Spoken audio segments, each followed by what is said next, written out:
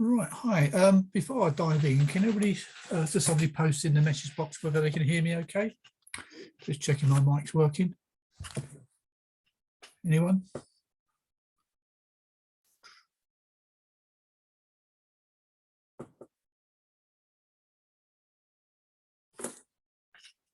Can anybody hear me? Somebody just post okay or hello or something in the message box just to be on the safe side.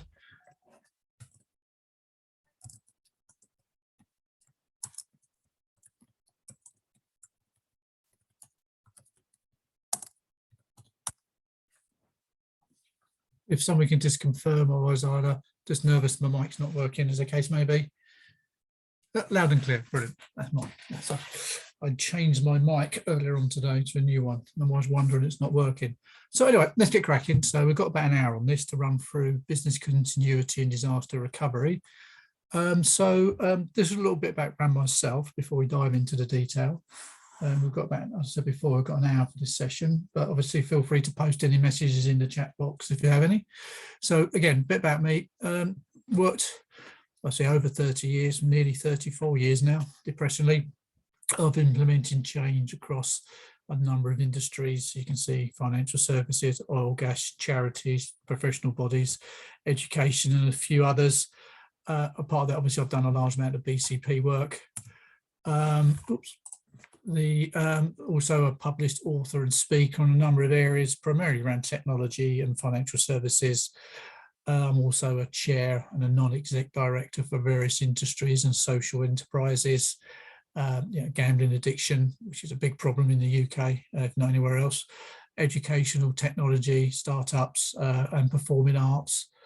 And I do a large amount of mentoring, probably done about up to 40 people now, I reckon, mentoring in various career plan in stages and career changes and many other areas. And I work for the Open University, which is a distance learning organisation in primarily the UK and Ireland, on their STEM school, teaching technology management. And previously from the OU, I got an MBA, which was many years ago. In fact, it was last century. So there's probably 6 main areas I want to cover on the course, on the talk today. One is what it actually is BCP and DR, the terms that are bandied around and used interchangeably and often incorrectly, but I thought we'd just run through what they actually mean, understand why it's important, discuss the approaches to implementing BCP and DR, because again, it's obviously a very important part of business these days, and typical risks or problems that need to be covered in your BCPR plan. So obviously 3 and 4 are very linked. The importance of testing, and number 6 is just around being paranoid about life, ensuring that you've got to always constantly keep your BCP and DR plans up to date. And the 6th section is a wrap-up section. So if we work our way through, the first item is what is BCP and DR. Ultimately what they are is they are 2 different phrases. They are used differently. They mean different things. They are used interchangeably and often together. So BCP, business continuity processing. Basically, this is ensuring that your business, whether it's anything from a shop to a major technology infrastructure, keeps running in the event of problems. Yeah, so basically ensures that any personnel, people, assets, which could be anything from buildings to technology to clients, are protected and able to function quickly in the event of a disaster. So that means if you have a major server outage or you lose a building for whatever reason, that your business continue running with almost as much minimal disruption as possible. Disaster recovery is recovering the system following a disaster. So you could have a major disaster where I said before, you have a major server outage, but your BCP ensures that the business can run, but you need to recover the server, and that'd be disaster recovery. But typically it doesn't mean data, that often the most phrase, but it can cover other things such as buildings and other items as well. As I said before, both phrases can be used interchangeably. And although, as I said before, they're obviously very, very closely linked. So again, why is it important? Obviously, there's a lot of discussion about people mention BCP and DR and everything needs to be done, but why is it important? So there's probably 1, 2, 3, 4, 5, 6, 7, 8 reasons there, and they're interlinked. So if we work our way through it, the first one is to ensure that the business continue. If you have a major outage or even a minor outage, the last thing you want to do is your business comes to a grinding halt. For example, if your business, say for example, you're a bank or you're a major website provider or a trading platform or a shop even, if your business has an outage, you lose, as I said before, a part of the building or the server. You want to ensure your business can continue, albeit in a limited way, maybe scale down on your operations. Because obviously your customers still will need you, suppliers will still need you. If you're any market infrastructure, for example, if you work for a financial services firm, what I've done, banks and what have you will need to have stuff paid out. You need to ensure that you contribute to society. And to be honest with you, these days, especially with all the issues you've had around with 9/11, all these other horrible things that have happened over the last 20 odd years, COVID, it's now almost like you're expected to have a plan in place. Oops, let's move down. Also, as well as obviously ensure the business continue, there's regulatory needs. There are various regulations in place now that ensure or demand that you have BCP and DR in place. For example, most of my background is in financial services, and in the UK and EU, and I think they have it in America as well, is a thing called Ops Resilience, which is ensuring that your business can operate in the event of a major issue. And which is having BCP and DR places in place, and if you don't have them in place, it's a quite a serious offence, and the ultimate crimes is you could actually go to prison for a time. No one actually has gone to prison, but there's always a first. As well as these plans being in place, the second point there is these plans need to be real and must be tested. So it's not a case of having a Word document or a few PowerPoints with a plan in place that you can dust off in the event of a problem. These plans need to be real, they need to be tested, they need to be incorporated, and they need to be actively, and they must actually work. A lot of people have BCP tests and DR plans in place, but when they actually use them, they don't work. And the third one is a duty to staff. Organisations have a duty to keep their staff safe and secure. Again, there's lots of UK and European law, same around the rest of the world. I would almost guess that you need to ensure that your staff are looked after. So organisations have a duty to keep their staff secure. I remember years ago, back in the 80s, when I was a very young lad, there was a lot of civil unrest in certain parts of the UK with riots and what have you. Offices had to be shut down because the police would block areas off, and therefore it was very important that staff were looked after. So it's very important you have a duty to staff. The next one is financial implications. Again, it's important because the most obvious thing is if you lose a part of your business, you can lose revenue. If you lose a shop or a building or a part of your website or part of your trading platform, you lose revenue. Simple as that. Also, worse, it means if clients can't access your operations or what have you, they could leave, which basically means you get permanent revenue loss, I suppose. So there's a little glitch on the time. You also get regulatory fines could be enforced. Again, as I mentioned earlier, up on the regulatory needs one. If you don't actually have BCP DR in place, certain industries, oil and gas, financial services, etc., have regulatory fines to basically tell you, to tell you off and not being in place. And the worst comes to worst, firms could go bankrupt. They could actually lose. Ultimate revenue loss gets worse and worse. Clients could leave. Big regulatory fine, and you suddenly realise you've got no money and you're out of business. The next one's insurance policies. All organisations need some level of insurance to operate, indemnification, insurance, public insurance, private insurance. But obviously insurance firms aren't going to write an open cheque for any policies. They want you, as in us, to put something in place. So a lot of these insurance plans actually have policies in place that demand BCP, should be BCP, not BCR, not sure what happened there, are in place and then tested properly. So again, you will not get insurance unless you've got these plans in place. Reputational. Again, this sort of links to financial in a strange way. If you've got very poor reputation for your business, constantly failing because you've got your website's crashing or your trading platforms crashing or shops aren't opening or because buildings have to be shut down, you can't answer the phone, you get poor reputation, for customer service and just to be generally shoddy. And this impacts your brand. Again, it comes back to loss of customers and loss of revenue. Again, it can also mean bankruptcy. And a poor reputation, takes 30 seconds to gain, and it could take years, if at all, to recover from. There's many firms, particularly in financial services, who struggled after 9/11, and it took them many, many years to get back to where they started from. Build confidence. Again, this is, basically, if you have good BCP and DR plans, it builds confidence in the organisation that you can cope with things that go wrong. And especially if the plan is clear, tested, and part of BAU operations, which I can explain later, you build confidence. And that's obviously makes your staff happy, because obviously you all want to work for an organisation that's feel robust. Your customers will be happy because they obviously want to deal with people who are doing a good job. Your suppliers will be good, the regulators will be happy, and also the general public. I put down competitive advantage, although I'm not 100% sure how relevant this is these days. But years ago, having a good BCP and a DR plans were actually viewed as a competitive advantage, especially for time critical and really complex businesses such as, online trading and some of these more complex sort of online businesses. But while this isn't prominent now, it's a good idea to still have it, but I think now, because BCP DR is part of the business norm, it is not as prominent as it used to be a few years ago. Okay, so we've sort of discussed what BCP and DR is, or was.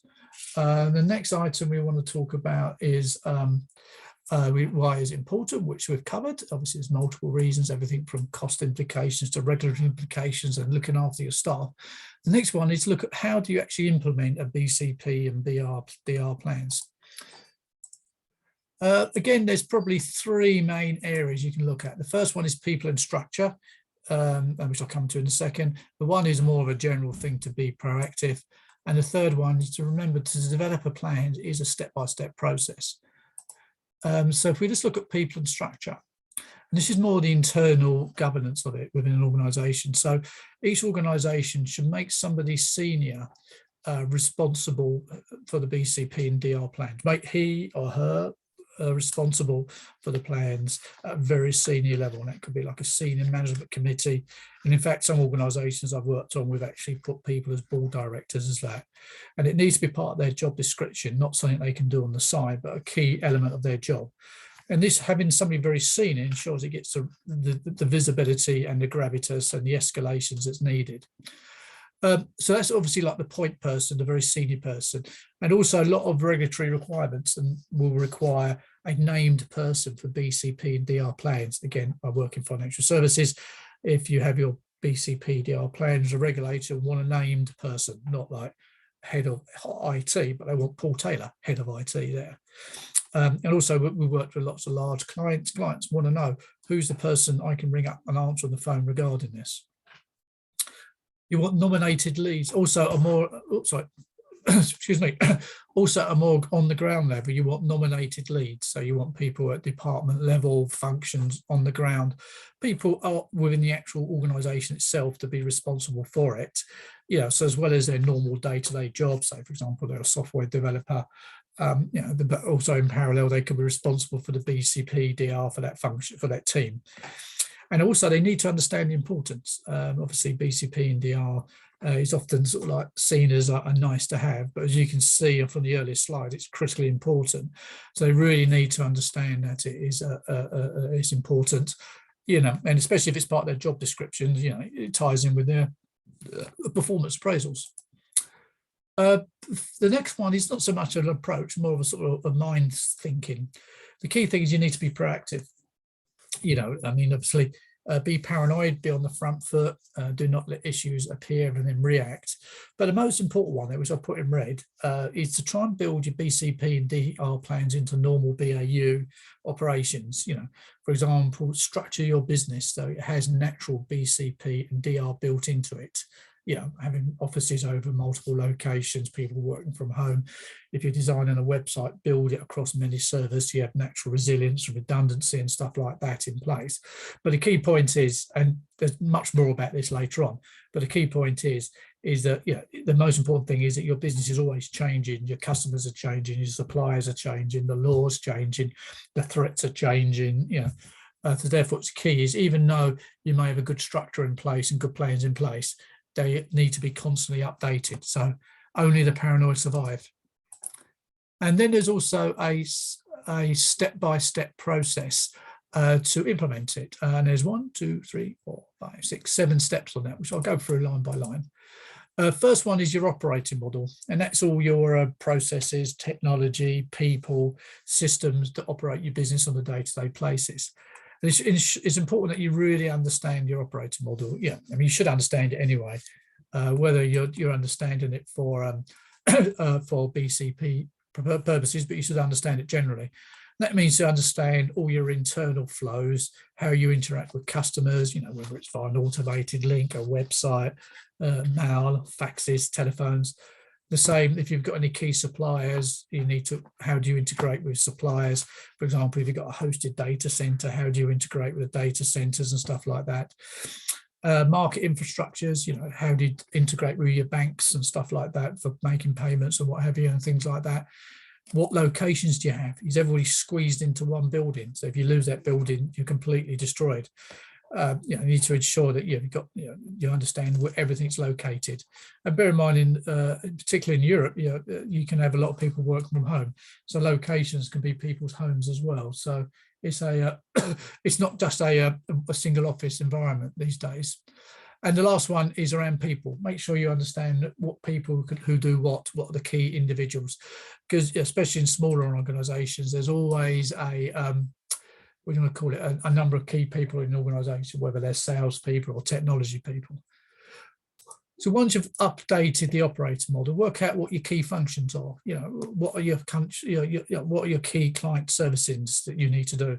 For example, if you want to invest, if you're a bank, your key services really is paying money in and paying money out and paying money in to your clients. That's probably the key thing you do.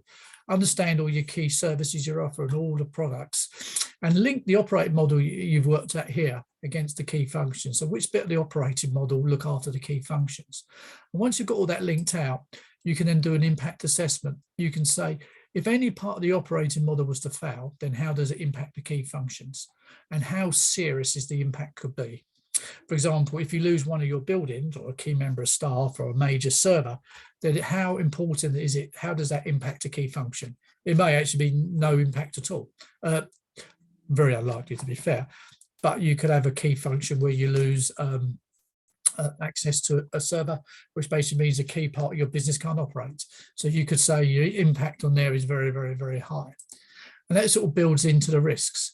So by analysing the impact of the key functions in the operating model, you can understand what the risks are likely to be to impact your customers. So you know full well that the impact, like losing the server, will have a high impact, but the likelihood could be reasonably high. But you could also have an impact to say losing a building. The impact is massive because you lose a big chunk of your business, but the likelihood is very, very low. Losing a whole building will take some serious, probably external event like an earthquake or a natural disaster or something like that. And once you've understood what these risks are, you can devise ways to address or mitigate them. And again, we'll come to areas of that in a minute. But you can either put these into normal operations. But the key thing, the key thing is to try and put them into normal operations, as I mentioned before.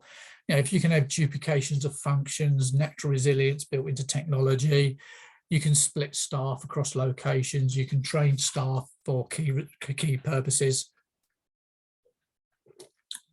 and then that will be good. In fact, one of the last clients I worked at, they noticed that they were very, very reliant on a number of key people to answer the phones in the event of client servicing issues. So they actually trained up a number of extra staff that act as backup. And that was sort of done over a number of weeks. So if they lost these key staff, client servicing, they had other people who could step in. And a location split. A lot of firms, even pre-pandemic, used to have offices in different parts of the world to cover that. Obviously offshoring and outsourcing is very key on that. Resilience, that's very much having double, technology, having backups to backups, having to backups to backups, and what have you. And duplication, again, it's quite key. I've seen areas where they've actually had the same function split over 3 locations. So if they lost one location, the function could still continue. But again, it's very important the right people involved when you devise these plans. There may be internal people. You might even involve, if you've got large commercial B2B type clients or suppliers, involve them as well. And again, it comes back to the people and structure down here. You really need senior management support. And once the plans are actually, or the plans are defined, you need to roll them out. So they obviously need to be clearly documented and ensure they're maintained as well. As you know, every time you change anything, make sure the BCP plans are updated. Make sure there's clear ownership of who does what and who doesn't do what, and they're safely stored in, you know, not ideally in somebody's desk.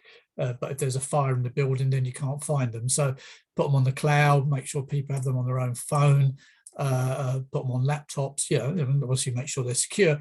But yeah, it's important that people can find them quickly if they need them. And the final item there is test it.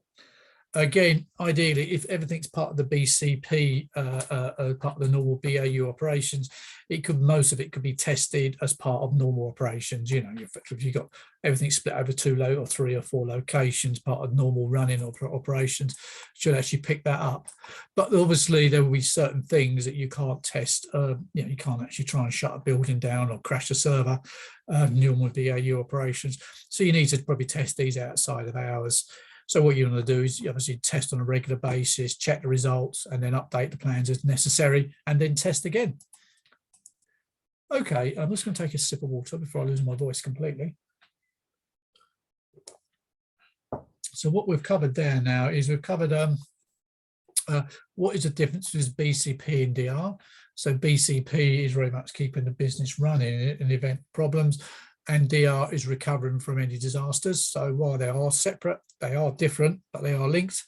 Then we've discussed why it is important, you know, for keeping customers happy, keeping the business running, financial and reputational issues. I mean, the list was endless. Then we talked about the approach to implementing BCP, about having the right management people in place, having the right being paranoid always and being proactive, as well as a sequential process to really focus on the areas that could be impacted to the business if you lost anything. And then while maybe 1, 2, and 3 are quite, I want to say the word academic, item 4 is going to look at some of the real areas that firms can have if they don't do their BCP properly.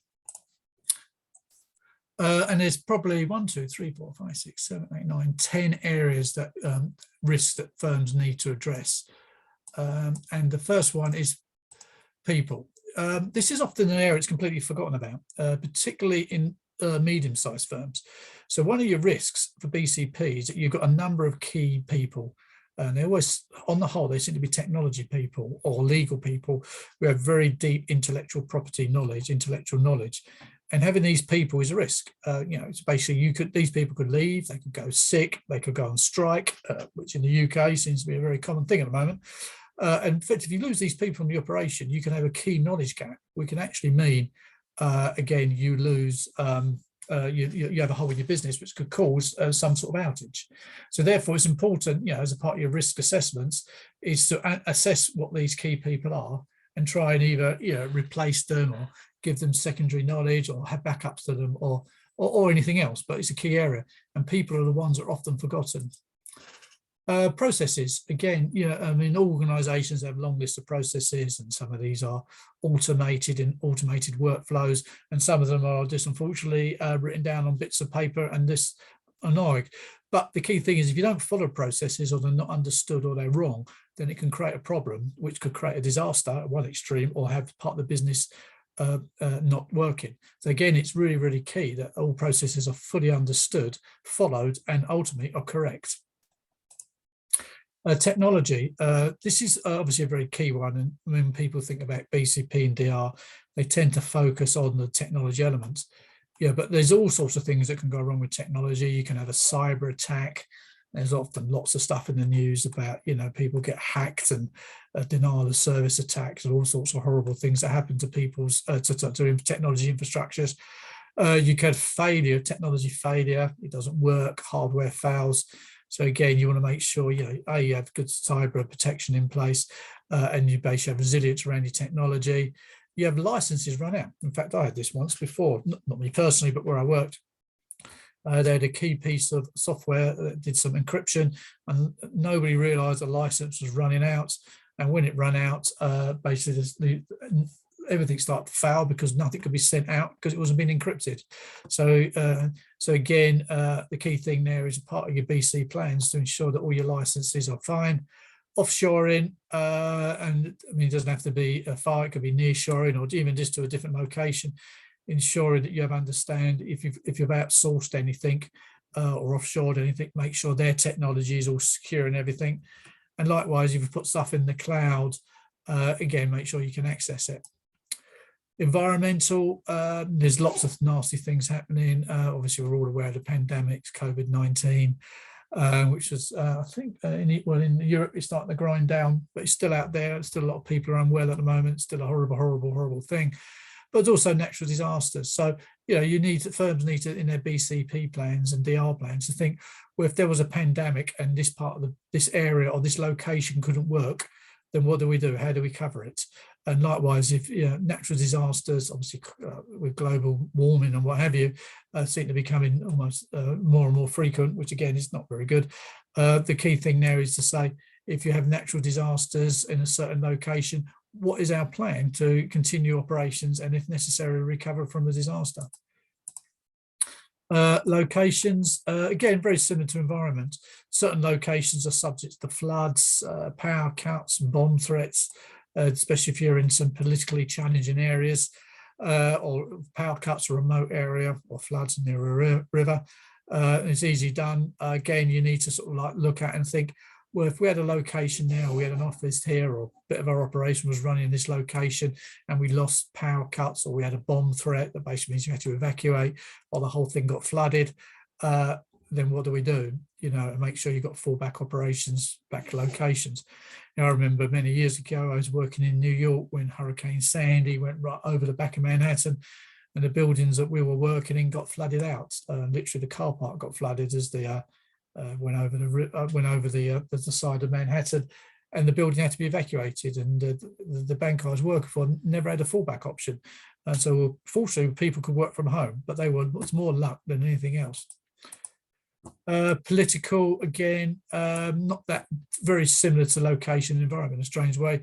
Yeah, if you've got offices, say, in very unstable political locations, and what you need to think, have BCP and DR or BCP plans in place to say, if there was a change of government, and particularly if they were very anti whatever you were doing, then could it impact you? You know, if you're living in an area where there's been wars or civil unrest, that may be a case of where you might not get access to the building. You know, if there's a war going off, again, ultimately, do you want to pull out of that area, or do you want to make sure you've got fallback options? And government restrictions, especially as you get nationalist governments, they'll often put in very sort of high restrictions at short notice to prove they're a pucker government. So again, you need to sort of take a look at your political situation.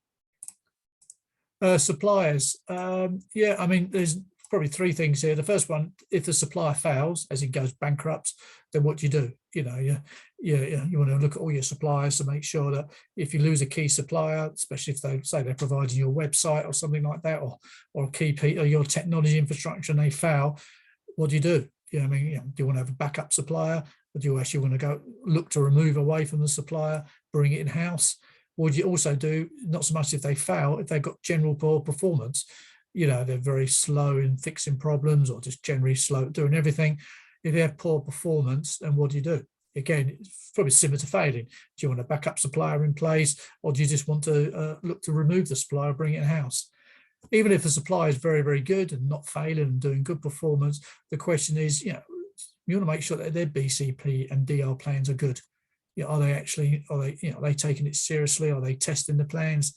Are they being updated? Ideally, you want to make sure your suppliers are doing what they should be doing. Customers, again, exactly the same thing, but obviously looking the other way. So if you've got a big customer and what have you, and you want to make sure they don't fail, because obviously, especially they owe you lots of money, so if you've got a customer who is a big customer but maybe very slow at paying, do you want to look at ways to try and get money off them? Do you want to even, ultimately, I've seen some companies I've worked with actually got rid of customers because they were poor players, which was actually a very awkward conversation, if not challenging. Likewise, are they doing poor performance? Because obviously, especially with these big, large B2B supplier relationships, you're both in it together. And they're BCP plans. Obviously, you want to make sure they're going to operate. You want to make sure that their people are being looked after, their technology and what have you is in place to make sure that they're doing their good thing now. Market infrastructure, again, the same 3 points actually. Again, market infrastructure is things like banks and like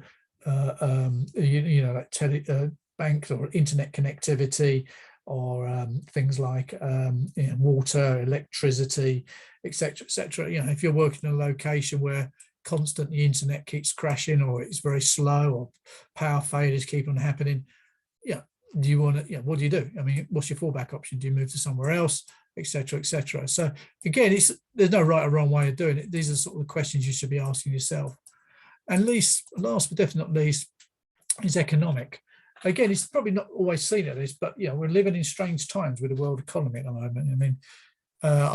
It's probably the most unsettled I've seen it probably since 9/11, to be honest with you, where interest rates are now starting to go up, particularly in Europe and the UK, which suddenly means revenues are getting compressed and costs are increasing.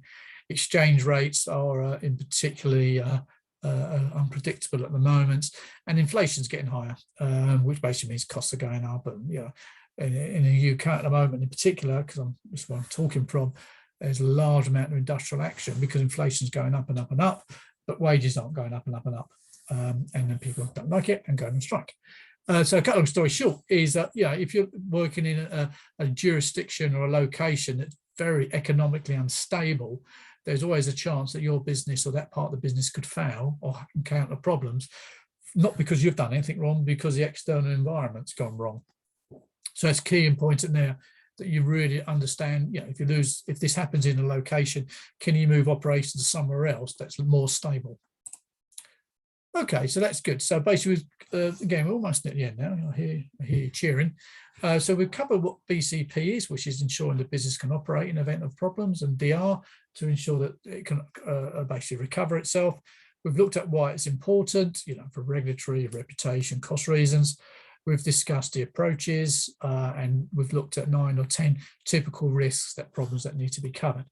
And I've also mentioned a few times the importance of testing and testing and testing and testing again. Again, I'm probably just going to go through this again because it is such an important thing. While, as I mentioned a few times, BCP, DR should be built into normal operations, which I think is the best way of doing it. I mean, on hand on the heart, I think that's the best way of doing it. Specific testing will always be required because I said before, while you can have multiple locations, you can have people working from home, you can have resilience in data centers. You want to be very, you might want to, how do you test that, if you've got 4 locations and you lose 2 of them, your business can still operate. You don't really want to try that during normal running business, because in case it doesn't work and you put yourself in a bit of a pickle. So therefore you want to do some testing for specific scenarios. So therefore you need to look at scenarios that are very important, that are likely to happen, but you don't think can be covered part of your normal running. And then you want to, come back in.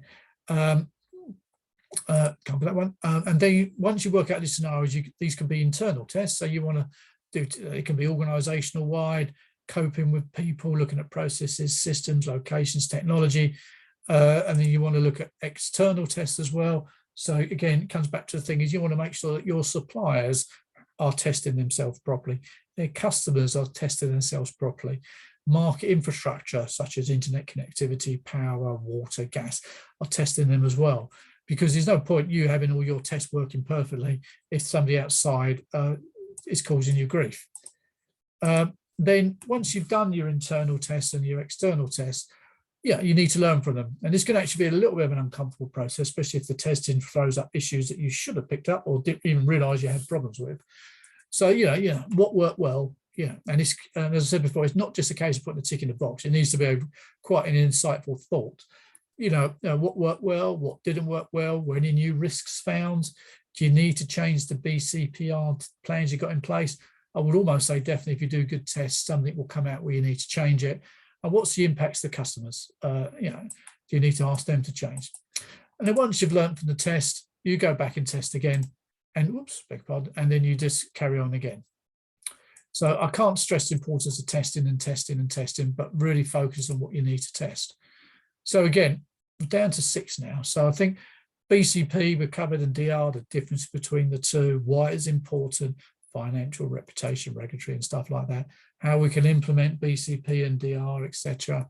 Your typical risks, that problems that need to be covered, and the importance of testing and testing and testing.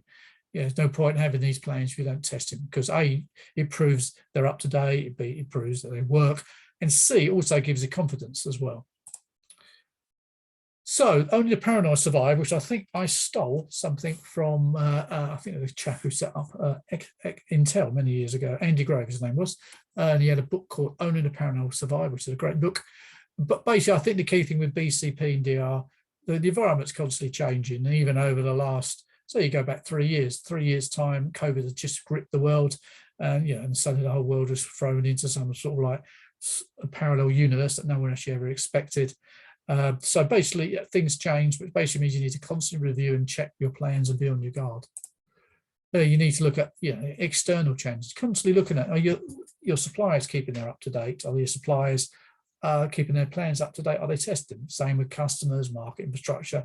Constantly watch the political environment, because it only takes a change in government or something like that, or something nasty to happen in the country, and suddenly a country that was quite nicely and humble to work with suddenly becomes quite a challenge. And also, particularly those in financial services, oil and gas and what have you, you need to check the regulation in place to make sure that regulation doesn't mean you have to put some sort of extra BCP and DR in place. And also internal challenges. Every time you update your products or your services, make sure that they're reflected in the BCP plans and DR plans. If you get new people or process changes or open or closed locations, make sure that you've got, make sure you update your plans as well. Okay, so that brings up the most of the discussion. I've covered the main areas, and we'll just do a quick wrap up and summary before we finish. Okay, so without stating the complete obvious, is that BCP and DR are important and they must not be forgotten. They, there's not something you can do on the side of your desk. They're key points that must be done. Oops. There are many risks and issues that you need to mitigate for, everything from political unrest to natural disasters to technology failing to a leaky roof in the building that flows out things. So therefore, you need to prepare your plans very carefully. And this is the key thing. Try and include your plans and your operations in normal operations, so you don't have to, because basically if you've got it inbuilt into the operating model, that's much better. You must test and test, constantly testing, even if everything's part of your normal operations. Be paranoid. And be paranoid about changes. Okay, so thanks for listening. I hope you found that useful. Obviously, Mike, I've got a number of books out there as well. Not so much about BCP and DR, but one about change management, one about technology, and one about working for yourself. But if you want to contact me, my email's down here, my Twitter thingamajig, whatever it's called, is down here, and my LinkedIn is here. So that brings me to the end. I don't know if anybody else has got anything they'd like to raise. Otherwise, we've finished about 15 minutes early. So.